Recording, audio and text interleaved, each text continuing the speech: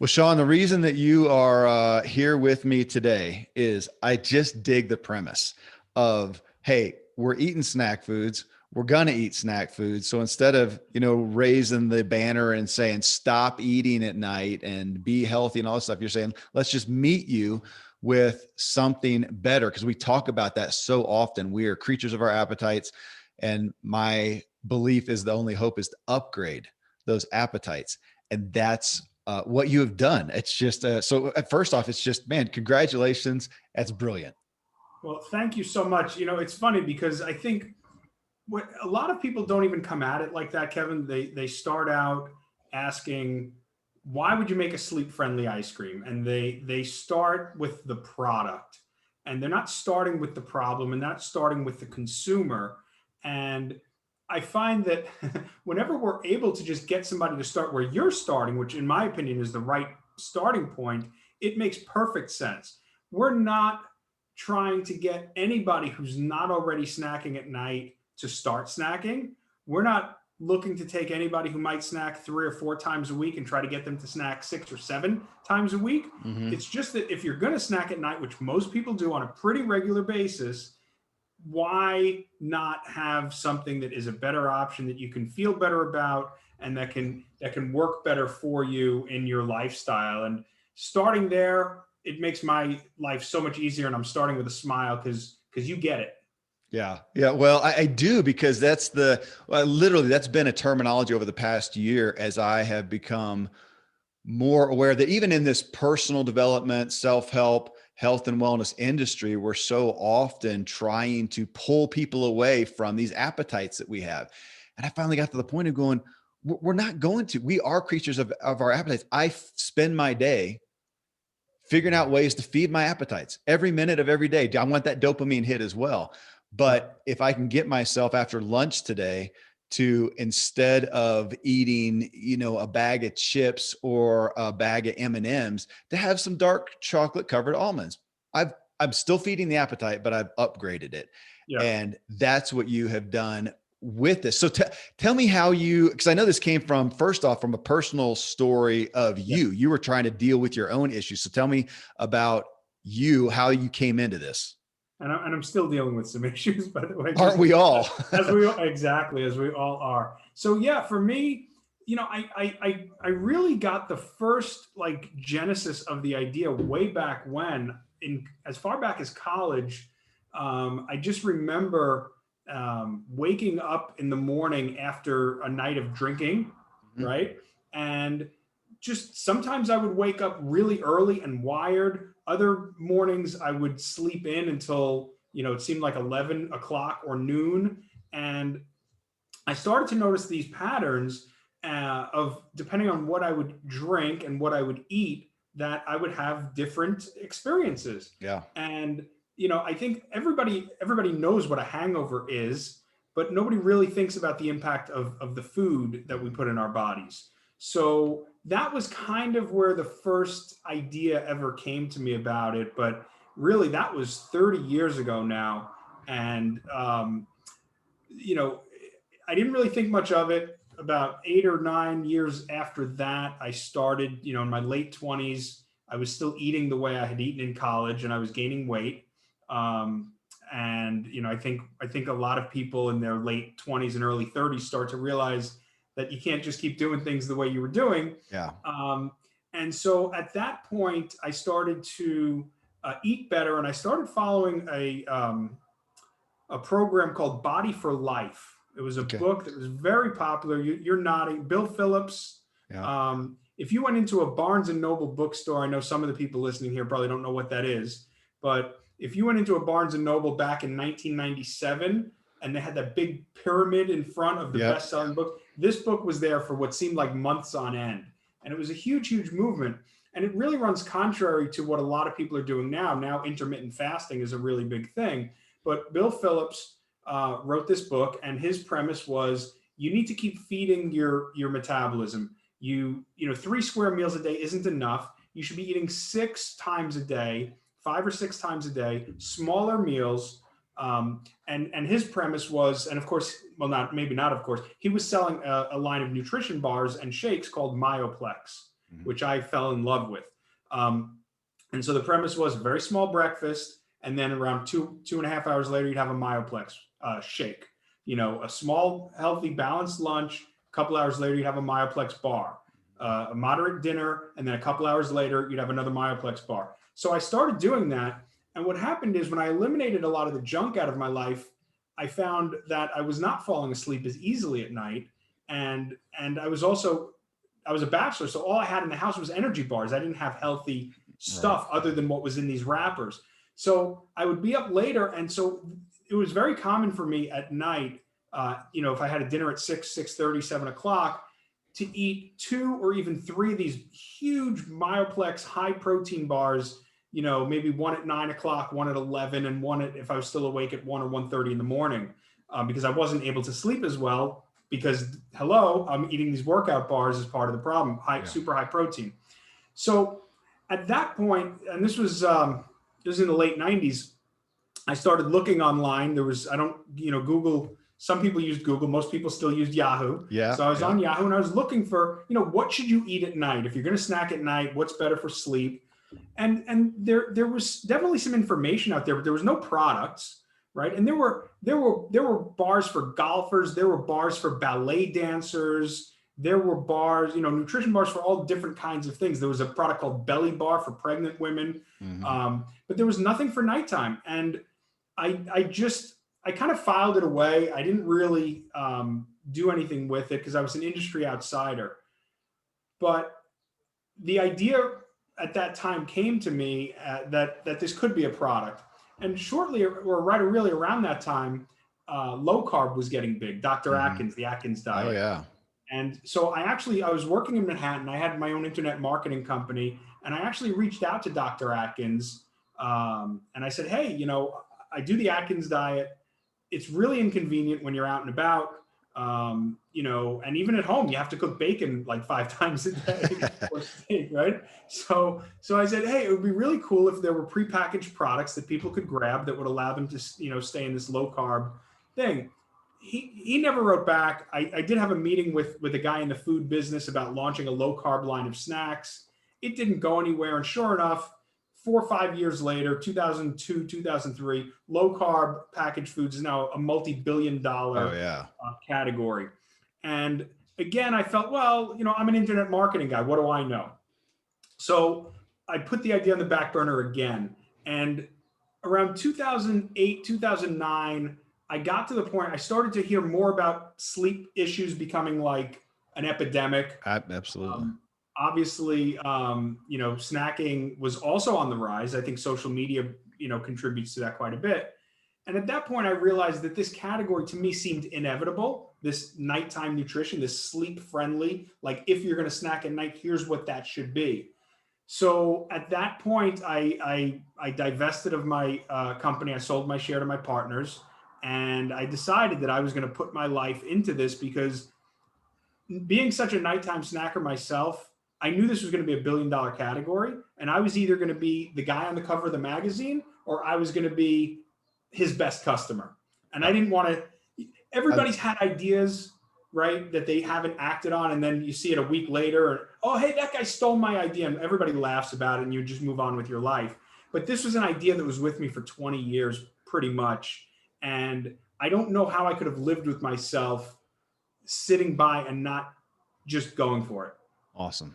Awesome. That's the best story of entrepreneurship that exists. I love that statement. I actually wrote, I'm going to use that because I have an endeavor right now, a side project that I feel like that. I'm either going to be the guy in the magazine who does it, or I'll Right. be the best customer. I just want it to exist because it Right. just makes so much sense. And I appreciate you also, saying, if you're going to snack, I mean, what would be best for most people? Have a good, healthy dinner at 6 or whatever, and don't eat. But my reality is that seldom happens. And so I'm going to go for, again, I've upgraded my appetite. And so instead of the junk that I used to go eat, it's going to be hopefully like dark chocolate covered almonds, or just nuts, or something of that aspect. I like the premise that you guys come into with cavemen taught us Right. about. Explain that. Well, so what it boils down to is that, research shows that our cravings and our appetite increase as it gets later in the day. it's believed, it's widely accepted, I think, that this is a survival mechanism, Mhm. right? We're about to undergo this long fast, this long period without access to food. The next day, theoretically, you might wake up and have to go find food. You might have to go hunt Right. a zebra or pick berries or whatever, right? Before civilization, this is how we existed. And so any I don't know. I mean, I don't want to. I don't. Any people or any cavemen that didn't stock up on fuel. Putting fuel inside your body means consuming calories, Yeah. and the most efficient way to consume calories is not through carrot sticks and celery. Those are what's called nutrient dense foods, which you could also call energy inefficient. Okay, the most energy efficient foods are fats, sweets, because for a little bit you're putting a ton of calories inside your body. So Yeah. that's why at night our cravings increase. And the same thing happens. You look at bears in the springtime when bears come out of hibernation, they're eating grass, and they're like an herbivore. They're eating shrubs and things like that. And as it gets towards the fall, when they're about to go into hibernation, they're looking for the fattiest, most energy dense. That's when they're eating more fish. And bears will put on hundreds of pounds Yeah. before hibernation, because if they don't, they will not make it through and they won't be able to come out. And so humans carry a lot of that same biological programming, and and to make believe that it doesn't exist, like you say, right? I mean, we have to feed our appetite. Now, you talked about, it would be great if people would have their dinner and then not snack again. The other thing to keep in mind is that we're staying up way later than our biological programming would indicate that we should. True. Yeah. So that's also contributing. And it's unrealistic to think that people are going to start to go to bed when the sun goes down. So this problem is not going to go away. We're hardwired, to crave and to consume and to fill up on as many calories as we can.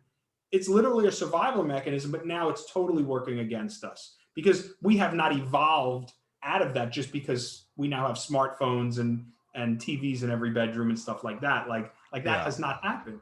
Yeah. Yeah. We don't get up in the morning, head out the door and go hunt and gather and burn some calories. Instead, we get in the car, open the garage door with the automatic opener, get in the car, go to work, get in the escalator, go to our desk and sit there and don't Yeah. move at all, which that does bode well for, the intermittent fasting, because my gosh, you ate till you went to bed last night. I mean, on a good night, I'm going to bed at about 9 Oh, on a, and that's that's not the that's norm. not no, not last night was very odd for me. And I was just having fun with the family. I was up till about 11 and I Right. was eating. Matter of fact, I was having night food. You'll appreciate that. I had Oh, good.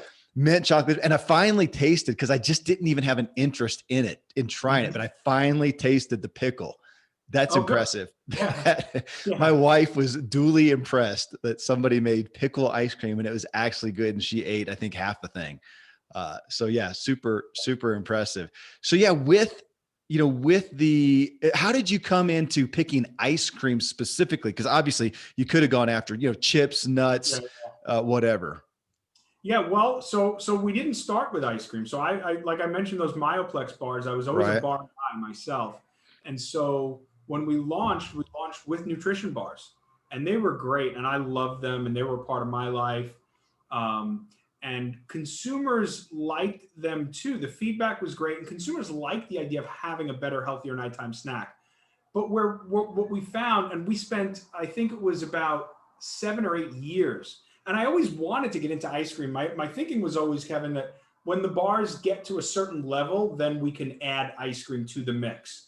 And the bars never got to that level. And we spent years and a lot of money. And we kept thinking, oh, maybe the problem is this, maybe the problem is that. And we pivoted a couple times. We changed the formulation, we changed the packaging, we changed the messaging.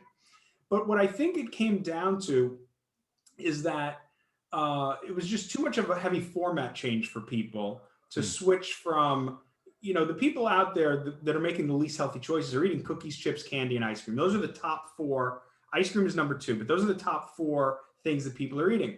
To get people What to was number one? What'd you say? chips, salty Chips. snacks, so Okay. chips, popcorn, right, things like Got it. that, Got it. pretzels. Salty snacks is number one, ice cream is number two, then cookies and candy. So the challenge that we had with the bars was that I think people felt like they were making too much of a sacrifice.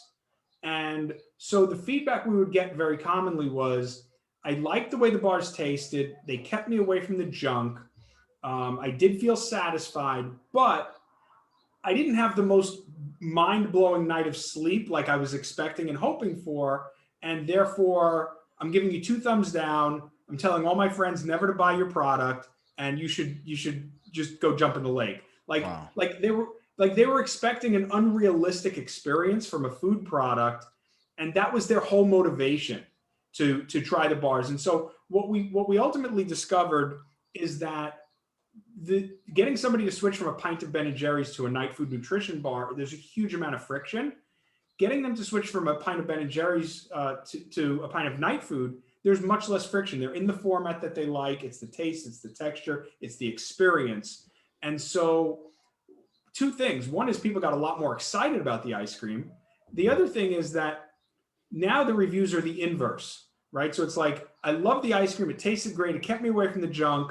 And here's where it gets interesting. It'll be like, I don't know that I necessarily slept any differently, but because it tasted so good, because it was so much healthier, because I know there's ingredients in there for better sleep, this is now something that I can get behind on a regular basis. Wow. So whereas before they were holding us to this standard that you really can't do in a food product. I mean, you can't put drugs or, there's only so much you can do. You can put magnesium and zinc, and we can talk about, what's in Nightfood that makes it different.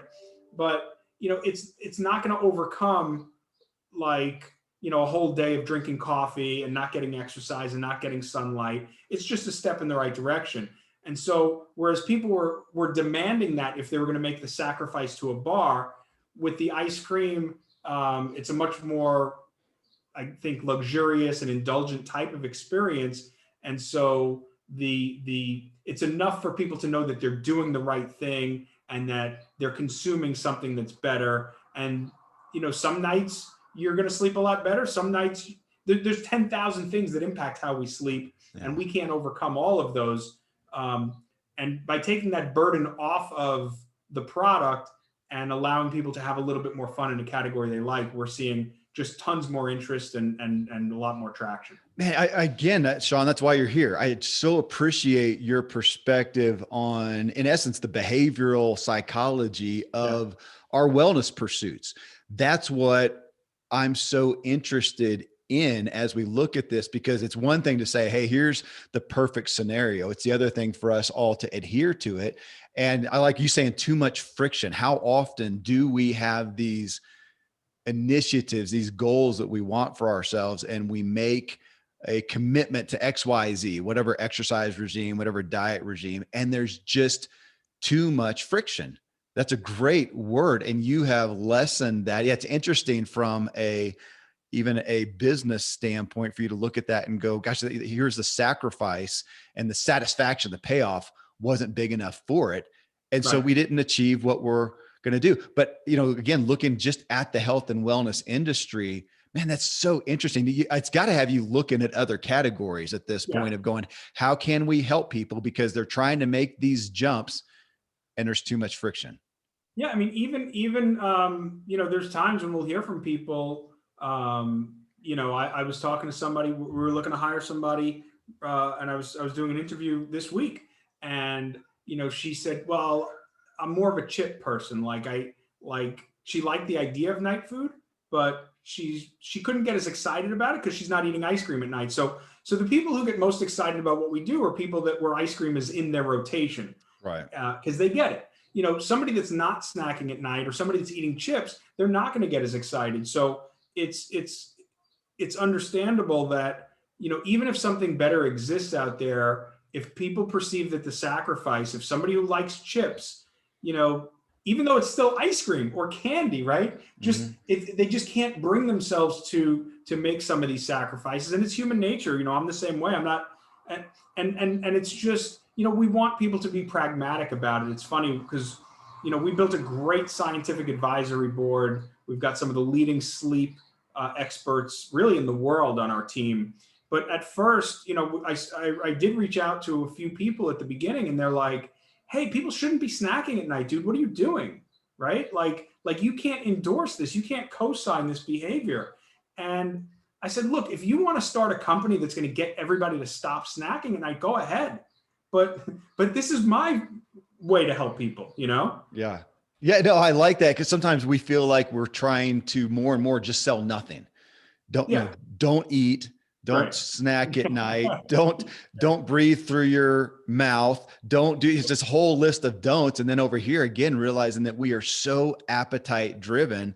That's where I want to look at how can we replace all of these things with a healthier option, even if it's on our way to a bigger goal over here. But yeah, with you again, lessening the friction. Now, obviously we have the back in however many years ago when we hit the low fat or even just low calorie craze. And Yeah, you come out with, here's the cookies with all the fat and sugar and calories. Here's the low fat. And we had obviously people taking that and going, well, awesome. Now I'll just eat 2 packages of the right. thing. Obviously we could still have that with what you've got with the Nightfood, with somebody overdoing that. But on that, I mean, there are some big brands out there, as you know, that have hit the ice cream shelves with the low calorie type thing. Hey, with this one, you can eat the whole pint. You Says it right guys, on the what's that? packaging. Some of these guys put that right on the packaging. Yeah, You know, yeah, absolutely. stop until you hit the bottom, right? That's what you're Yeah. getting. So when you looked at that, I mean, to some degree, as far as calorie to calorie, you guys are similar to those. But again, you didn't really go after I don't even know if that's really in your branding, is it? It's talking about the calories. We do have the calorie count call out on the front, but the Okay. main differentiation is sleep friendly, and we're not looking to encourage people to consume any more than they might otherwise. What we're tapping into is a really interesting discovery that people that are snacking at night feel guilty about it, and that's really heartbreaking because you're driven to consume, right? You're hardwired, and then you feel like you screwed up. And this is not a once in a while thing for a lot of people. This is like 3, 4, 6, 7 nights a week for decades as an adult. And people are making these bad choices, and they're feeling like, oh, I can't believe I screwed up again. Because you can screw up a whole day of healthy eating in like 6 minutes. Yeah. And people do it all the time, right? Yeah.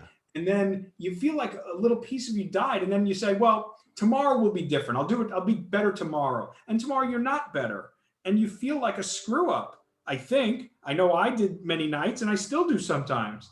And it's a little disheartening. So I think that, from our perspective, that's what we're looking to do. I think it's if people want to eat a whole pint, it's fine because that's their choice. We're not going to encourage that. It is, about the same calories in a pint of Nightfood as there is in a single serving of like a Ben and Jerry's. Yeah. The fat is even less in a full pint of Nightfood than a single serving of Ben and Jerry's.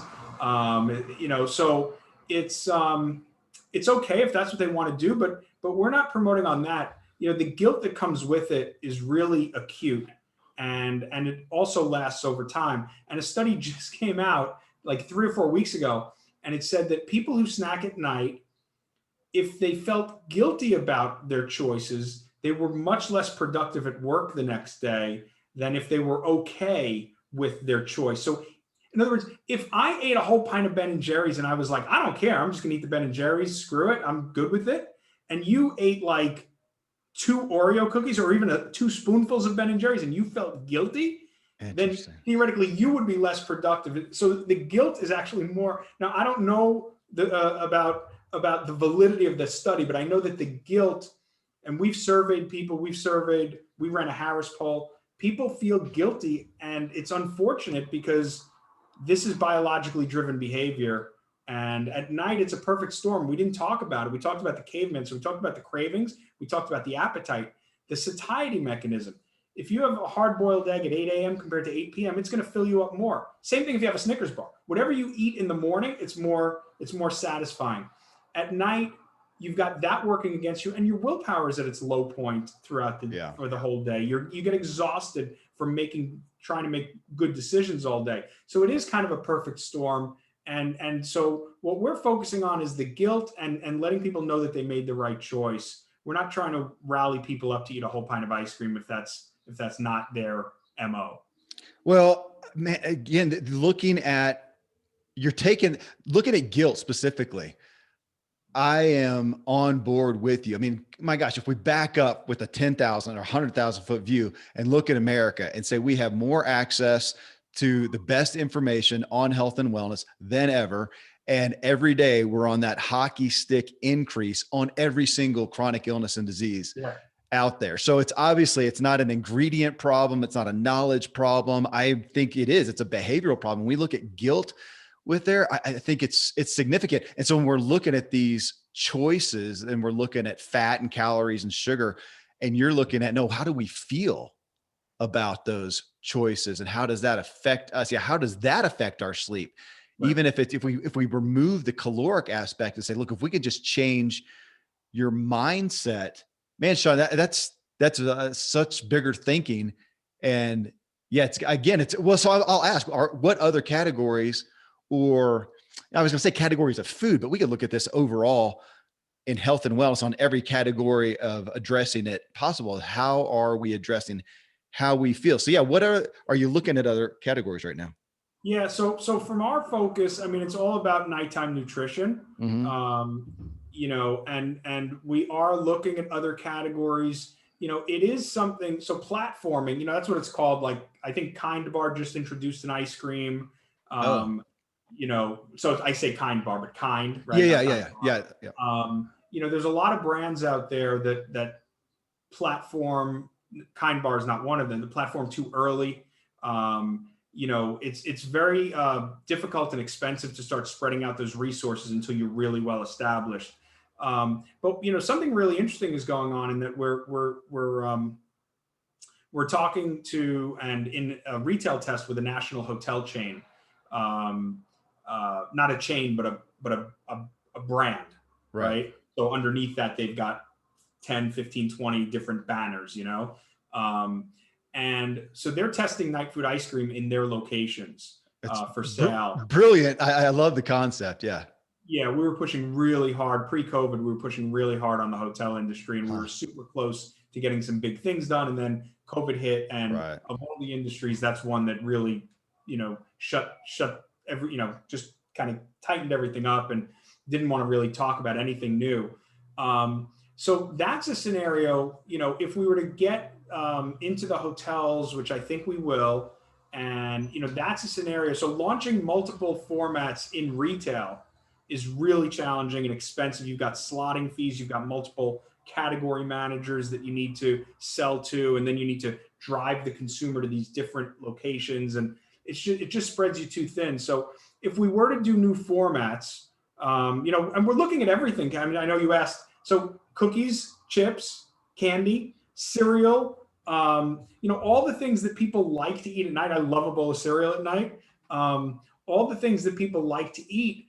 You see it with energy foods, right? There was energy drinks first, and then you started to see things like energy candies, energy gum, energy waffles, energy pancakes now, energy bars, of course. I don't know how I left that one out. So all you're doing is you're taking a snack. There's energy chips out there, right? All you're doing is you're taking what people want to eat, and you're I don't know, engineering is probably it almost seems like a bad word these days, but you're looking at how can we take the thing that people are otherwise going to eat anyway and make it more appropriate for what they're about to do in the next hour or 2 or 3 after they eat that. What is so even backing off of your specific business, your specific product, and you just talked about engineering. Yeah. I like the word. I mean, we are trying to figure out how do we engineer our own health and wellness. So if we back off even, nighttime food and sleep and whatnot, and just put you here on a panel of health and wellness. And as we talk about chronic illness and disease, what is your flavor, if we'll use that, of addressing that? Like, where do you see the primary problem? Because again, what I see is we have every reason to be at our absolute healthiest, happiest, and we're absolutely the opposite. And Yeah, so where are you seeing that? well, I mean, sleep is the single most important function. I think sleep is the single most important function, period. Agreed. So everything good happens, there's a reason that as a species, we dedicate, 30, 33% of our existence to this thing that otherwise, I mean, it's risky, right? You're exposed to danger, bears or rattlesnakes.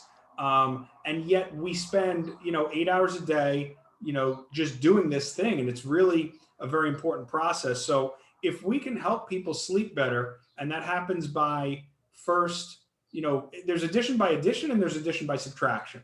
Right. So, compared to Ben and Jerry's or a Talenti or a Haagen Daz, where we want to strip out a lot of the fat, a lot of the sugar, a lot of the calories. Those things are very sleep disruptive when consumed before bed. We want to do things that are sleep supportive and sleep friendly. So more protein to a point, more prebiotic fiber, which is very important for the gut microbiome, calcium, magnesium we add, extra zinc, vitamin B6. These are things that are found in regular ice creams, but not at the levels that we have formulated. So, if we can help people sleep a little bit better every night or on any nights that they snack through our products, we can make a huge difference. That incremental, there's nothing, I don't know that there's anything singularly that you can do other than help people sleep better for better health. Because when you do sleep better, what happens the next day is your appetite is more controlled, your cravings diminish, you have better energy levels, you're able to make clearer decisions, your relationships are better, you're not as cranky, you're not, you're able to better manage risk and risky behaviors and risky decisions, you're safer at the job or driving. I mean, I don't know that there's a single bigger lever that you can pull, other than helping people sleep better through, not through like a prescription drug that's going to, drug people out and knock them out. But if you can help them get their natural night's sleep with less disruption and more support, that's just a huge lever that we're able to pull. So let me go ask further, just personally, give us your other advocacies, if I can say, on healthy sleep, even the things that you do in your own home with you, your wife, your kids, yourself. Yeah. So I keep, this is not video, right? I keep these glasses. These are blue light glasses. Yep. So when I'm working at night, which is fairly frequent. Yep. Got mine too.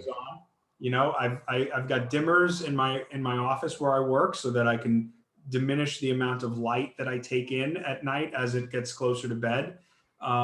Those are two of the main things. I mean, I have a sound machine in my bedroom. We have blackout, shutters. Yeah. So there's no light that comes in. I could be in my room at 2 p.m. You wouldn't know if it was day or night. Those are the things that I do to help with my sleep. There's other things that people can do. I mean, whether it's taking a shower or a bath in the evening, reading a book instead of but I'm on my phone right up until bedtime. It's the last thing I turn off, which I know is a no-no, but it's just part of my mix, Yeah. Well, I appreciate what you said. If you can just do something a little bit better, with culturally, that's huge. If we can make a 0.001% chance or change. I had Kara Golden on one of my podcasts, with Hint Water. And that was kind of her perspective. If I can just get people drinking my flavored water instead of the soda with the sugar or the chemicals, either way, and make a 5% difference. I mean, how dramatic would that be? Well, let me, on your aspect of nutrition for sleep, I'll just ask you again personally, what are some of the other things that you do for your own nutrition outside of your healthier snacking option? Yeah. So me personally, like in my life, I've tried a lot of things over the years. I think, the thing that works for me best is just watching my macros and counting my macros. It was a tricky thing to start, weighing every piece of chicken breast or every string bean. But I have this macro tracker on my phone. I use it every single day. I can tell you how many grams are in the eggs that the supermarket sells. Wow. And everything. So for me, that makes it real easy. I know I read about macro tracking years, and I even signed up for a program years before I started it. And it just felt, we talked about friction before. It felt like a lot of friction, But when I actually committed to it and I started doing it, it felt very empowering because you know what? I can have as much ice cream as I want at night, or I can have a cookie, I can have a banana, as long as it fits inside of those macros, it's fine. And what it's forced me to do or helped me do is I do tend to eat a lot more vegetables with this because it helps me get through the day on the macros. It's much more filling on fewer calories. So the quality, I think when people hear, hey, yeah, as long as it fits your macros, yeah, you can have the Ben and Jerry's, or you can have, you know, a bag of Doritos or whatever. And I think people think that macros is about just eating an appropriate amount of junk food. But what I personally found was it really helped me make much, much healthier choices, as well as manage my portion control. And most importantly, of course, the ratio of my macronutrient intake. Yeah. I saw you guys I think it was recently, are what was it? The official ice cream of what was the American Pregnancy Association, something like that. Yeah, which is what ties in. And that's the reason we created the pickle flavor. Okay. Okay. So yeah, what happened was, you know, we formulated Nightfood all about sleep, Yeah. right? And I mentioned a lot of the things, you know, less sugar, fewer calories, more fiber, more protein, more magnesium, calcium, zinc. And so about a little over a year ago, I started, you know, I was going through Instagram one Saturday and I must have seen a couple of pregnant women sitting there with their pint of Nightfood on their belly with the spoon, you know, watching TV or just hanging out. And I was like, you know, that's interesting. I wonder, obviously pregnant women eat a lot of ice cream. Mm-hmm. It's not, so that's another thing that's actually true. It's not just like a TV thing. Like ice cream is literally the number one pregnancy craving. Okay. So I said, I wonder, you know, these nutritional decisions that we made, how does it line up with, you know, what the experts say about what pregnant women should be doing? And what we found, you know, we looked at the Mayo Clinic and the American College of Obstetricians and Gynecologists, the American Pregnancy Association. And what we found was there's no shortage of advice on what you should be doing as a pregnant woman. Yeah. And Nightfood doesn't have everything. I mean, we don't have extra folic acid, for instance, or choline. But a lot of the decisions that we made really line up, and it lines up much better than any other ice cream out there. And so we reached out to the American Pregnancy Association. We said, hey, you know, here's what we're doing. What do you think? And they loved it. You talked about all the things that people are being told not to do, Yeah. right? Don't do this, don't do that. Pregnant women, as much as anybody, are probably hit with some of that stuff. I mean, there's no wine, there's no sushi, there's no deli meat. And here was something that the APA could really get behind, because here it was like, hey, ice cream is the number one pregnancy craving. You know, everybody's trying to avoid the stuff. The OBGYNs out there are telling people to eat low-fat frozen yogurt, which is typically really high in sugar. Oh, totally. You know, gestational diabetes is a huge problem. And so they really were able to get behind it. They're like, wow, this is awesome. They tried the ice cream. They did their research on the ingredients, and it all just came together. And then I was like, okay, how do we promote this? And that's when the idea of the pickle flavored ice cream came to me. And we intentionally announced it on April 1st last year because we wanted people to think that maybe we were just joking. But we weren't joking. And now we actually did it just for the buzz and to get pregnant women talking. But then when Walmart, you know, we were talking to Walmart over the summer because they've now put us in over 1,000 stores. Yeah. We didn't even present the pickle flavor. We weren't even considering putting it in retail, to be honest. And the buyer at Walmart, the day we announced on our Instagram, he sent me a screenshot of the announcement of the pickle flavor being available. He said, how come you didn't put this on your new item request forms? I said, well, it's really just for, you know, online. And he goes, this would be great. Now, Walmart, of course, and Target and all the major retailers, getting those pregnant consumers in the store on a regular basis, that's a huge high value. I mean, nothing against like, you know, 32-year-old bachelors, but those pregnant households are really where it's at for the retailer. So Walmart really took a liking to what we're doing. Obviously, you know, they want the pregnant women in their you know, doing their baby registries and buying everything that they need and just building up that habit. So they were very excited. And we're launching a major campaign in the next little bit here called the Pickle Ice Cream Challenge. So we're hopefully going to get a lot of people out there like yourself being like, I don't know, I don't want to try it. I kind of want to try it. I'm curious. Record yourself eating it, record your reaction.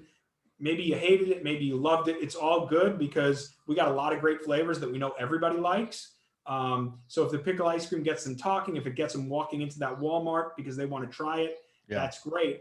But the pregnancy piece is really interesting for us because consumers talk and they share information.